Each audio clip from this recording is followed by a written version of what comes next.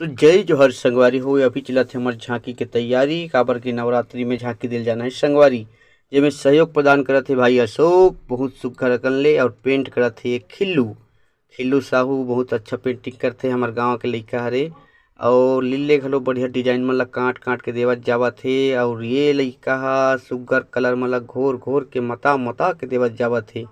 अभी हावन हमन तरिया पार करा ये दुकान, ये हरे कुलेश्वर साहू के दुकान जिहा भिड़े हमर पोतावत हे झांकी के समान।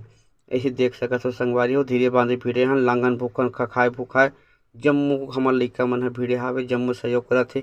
ऐसी बीच आगे हे नोमू कका ह अउ लीले कोचके बर त्रिशूल ल धर ले हे, कोचक दूँ जल्दी कर के कहत हे। और ये बेचारा लइका मन अपन अपन काम में भिड़ेच हावे।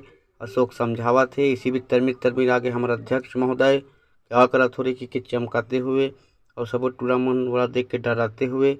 और यही जगह ले वीडियो ला मैं आज के समाप्त करत हूँ। जय जोहार, जय श्री